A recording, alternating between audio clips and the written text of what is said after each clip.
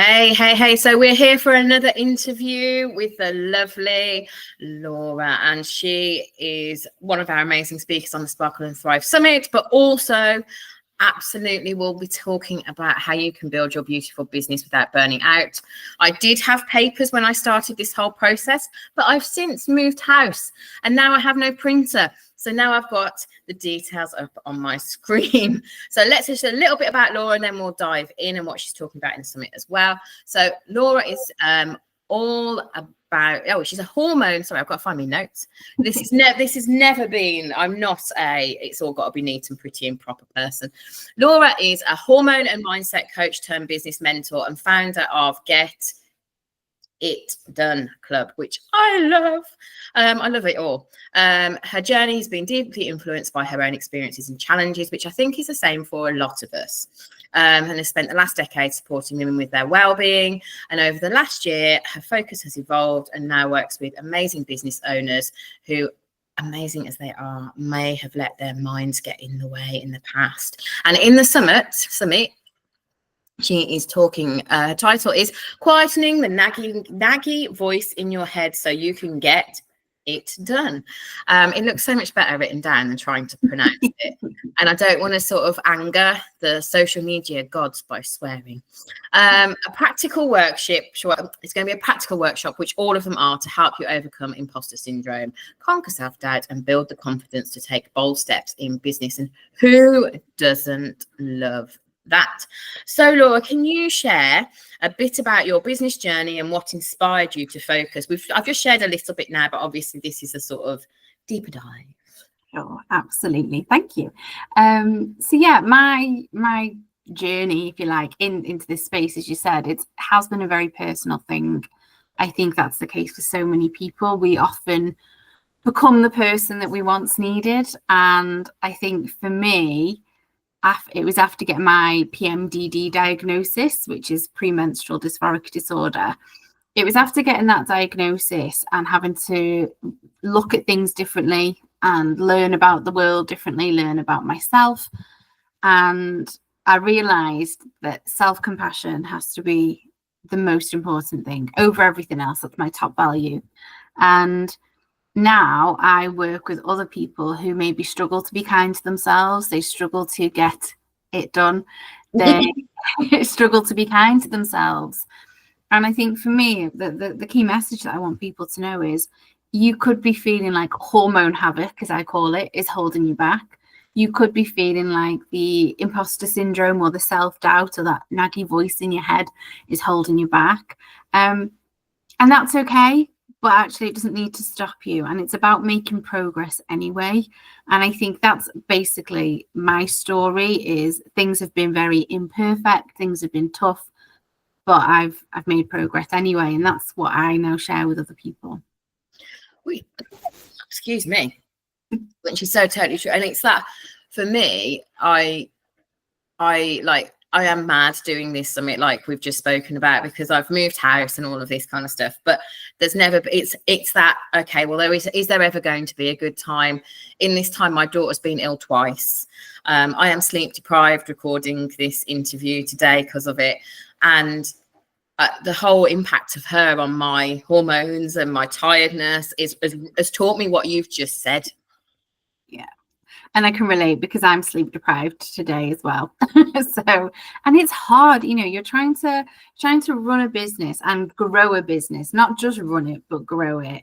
You're trying to be potentially parent. You're trying to be everything to everybody. So it's no wonder so many of us do end up feeling burnt out and overwhelmed. Yeah. And we want it to be before we get to that point as well, but spotting some of the signs, isn't it? So what advice would you give to someone feeling overwhelmed by the demands of growing their business? I think as a mindset coach, I can be quite gentle with people, but also I'm going to tell you that if you're feeling overwhelmed, it's something that you need to change or do. And it's about picking your battles is what I mean by that. So I'm sure lots of people involved in this summit will agree that they have what we call shiny object syndrome.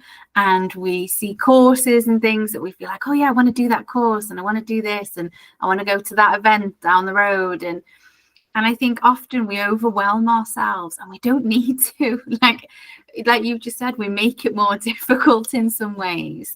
And I'm the worst for it. Like I've always felt like, oh, maybe I'll feel a bit more comfortable or confident in my business once I've achieved X or done Y.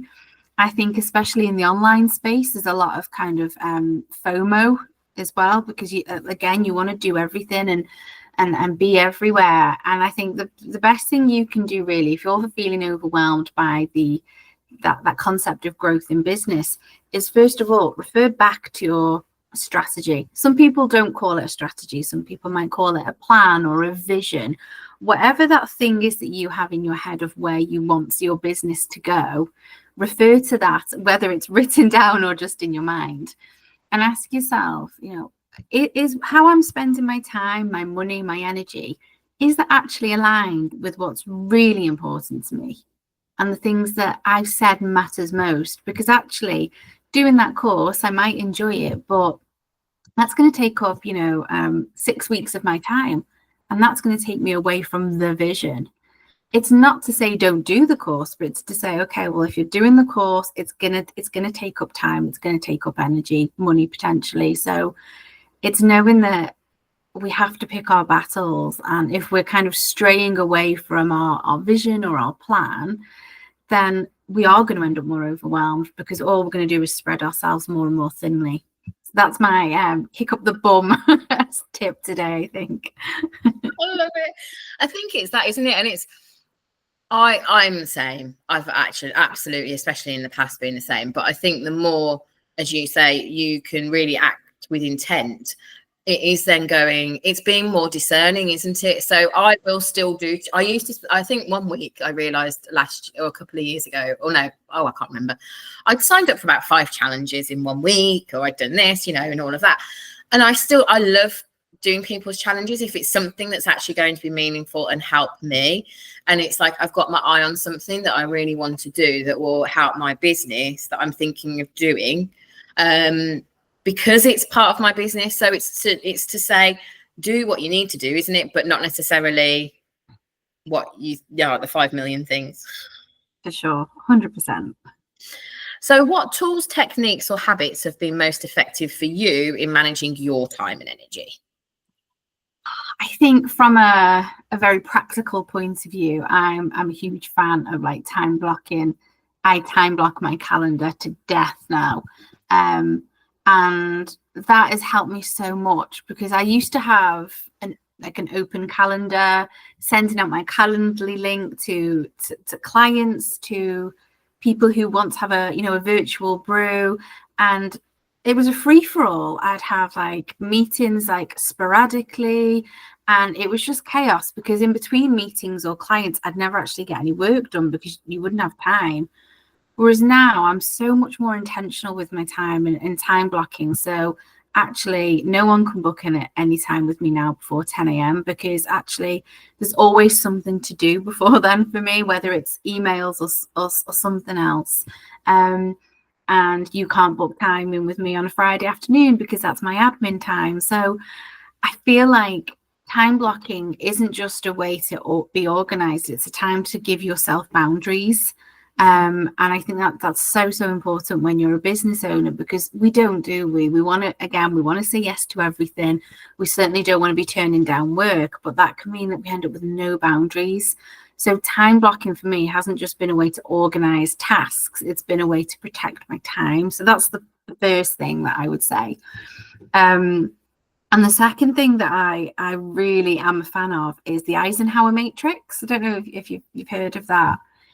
So it's for anyone who's watching who hasn't heard of it, it's basically where you have four post-it notes, and it's essentially 4 to-do lists, which sounds really overwhelming, but it's do, delay, dream, delegate. That's how I do it. So in your do list these are the things that need to be done now, non-negotiable, maybe urgent or about to become urgent.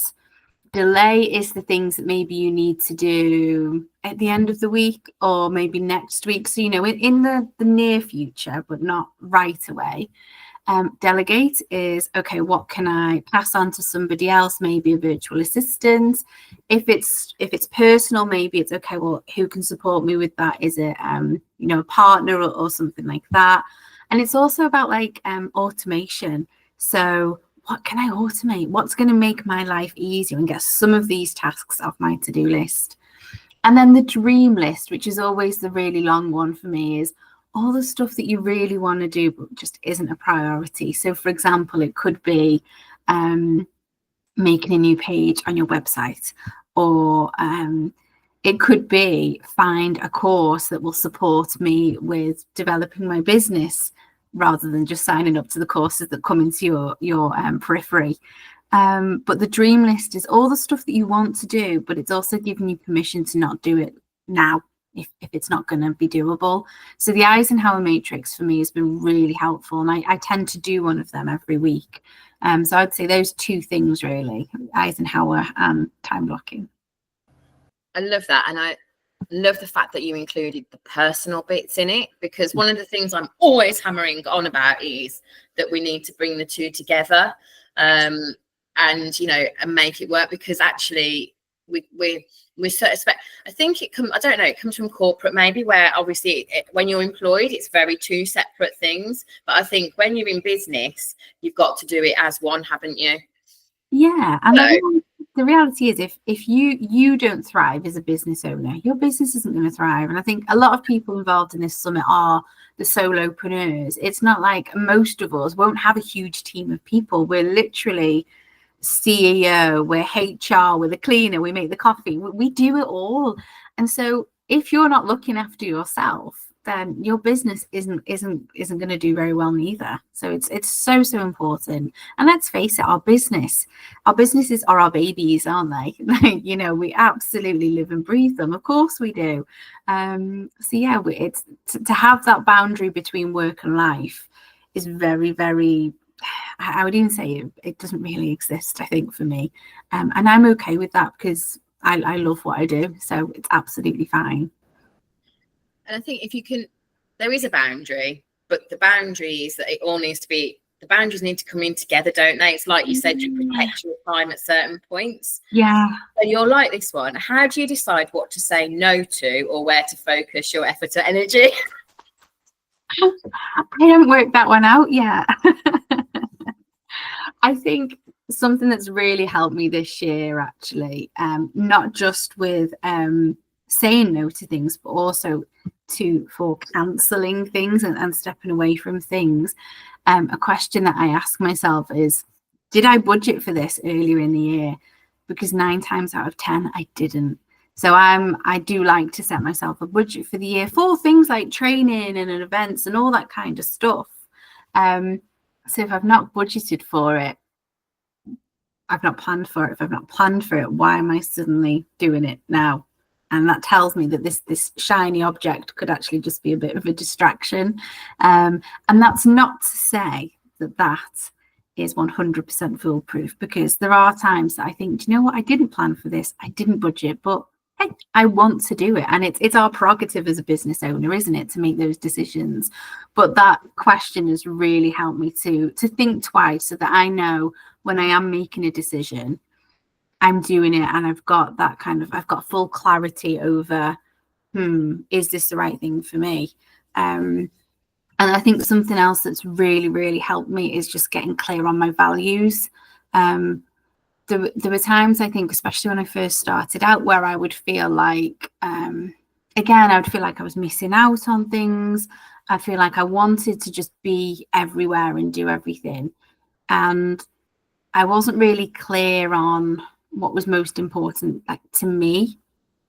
And then when I got clear on my values, which are self-compassion over everything, togetherness, and no one gets left behind, everything just kind of clicked, where I could just kind of say, well, that doesn't align to my values. That doesn't align to my values. Everything just felt a little bit easier, because your values are almost like a filter, aren't they? Where you can say, this sums me up. And if something is coming in that doesn't actually align with that, then why would I put myself in that space, or why would I involve myself with that? And again, it's not to say it's a definite no, but it's a great way to just check yourself and ask yourself, why am I actually doing this? Is it just because my mate's doing it and I've got a bit of FOMO? Or actually, is this something that's going to be really good for me? I love the idea of the fact that it's about filtering, because that's what we need to do, don't we? We've got all of this going on. Filtering is just key to all of this. But everybody, because I'm going to be open and honest, I'm recording this interview towards the end of my interviews. We've all had a good giggle over that question about the answer no, because I think this one is, but that's part of it, is to have a giggle over it and to know that, like you say, sometimes we just go, well, actually, I'm going to do it anyway. What's one small but powerful step someone can take today to start building a more sustainable business? Start with a to-do list. So we're in the business world, and for people with families and things like that, we are do, be, and we're always feeling like the next thing needs to be done. We've got to-do lists coming out of our ears. I've just recommended the Eisenhower Matrix, which is actually 4 to-do lists. And to totally contradict myself there, a to-do list is almost the opposite of a to-do list. So for anyone who hasn't heard of that, a to-do list is, rather than writing a list of all the things that you need to do and need to achieve, it's you write a list of all the things that you've done and have achieved throughout the week, throughout the day. Because what we know is the to-do list that you write on a typical Monday morning, for example, you're never, ever going to tick off everything on that list. It just doesn't work that way, because life will throw us curveballs. There will be fires to put out. Our motivation will go. And the danger of a to-do list sometimes is you get to the end of the week and you're just like, I failed. I've not done anything that I set out to do, which can then really lead to those feelings of self-doubt, and that naggy voice gets even louder. Whereas if you can actually look back and have this huge list of all the things that you've achieved, whether it be the teeny tiny things like I posted on LinkedIn for the first time in ages, and I also managed to pick up my daughter from school 3 times this week, and I'm so happy I was able to do that. And then it's all those other things that you've done, whether you plan to do them or not. What that can do is really increase our feelings of self-esteem and self-efficacy, that feeling of, I can do this. When we feel that way, when we feel those benefits of, I can do this, that motivates us and pushes on us to do more. So actually, sometimes it's not about how to do more. It's about giving yourself the opportunity to feel like doing more, if that makes sense. So I think everyone should have a to-do list. Start one today and just see what you can get on it by the end of the week. You know what? I've heard of, I've seen other people call to-do lists something slightly different, but that is a brilliant. I mean, I'm rubbish. I'll be honest. I have always been very rubbish at acknowledging what I have done. Just bear with me. My washing machine is just decided to beep. We'll wait. There we go. So I'm like, I've always, and I do struggle still. I do celebrate and I do acknowledge and I do practice gratitude. And sometimes I do try and go, I've done this. But I think, especially being sleep deprived and the whole toddler thing, I get a lot of brain fog and don't remember things. So actually, I know I've done it last, but I love the idea of actually writing it down maybe as I go and just really acknowledging it. That's brilliant. It doesn't even have to be like in a notepad. It could be on like a whiteboard in the kitchen. It can literally be a note on your phone, just somewhere to acknowledge yourself and have that space to say, do you know what? I've done a flipping heck of a lot of stuff, actually. And give yourself that pat on the back, because like you say, it's so easy to not. But the times that we don't want to, or the times we find it the hardest to acknowledge or praise ourselves, they're the times we need it the most, aren't they? So a to-do list is brilliant for that. Yeah, although I do have my days where I go, I have won because I've done something really simple. So Thank you, Laura. That has been absolutely fantastic. We are just getting some incredible insights on these interviews, and it's one of those things that may be in my mind to do next year. Who knows? Because I've just loved doing them. So if you are watching this, please do pop your key takeaways in the comments below. You'll be able to connect with Laura through this video, and also obviously on the summit, which is on the 25th of November. And we would love to see you there. But regardless, hopefully you've got something out of this interview as well. So have a fantastic day, and I will see you soon. Thank you.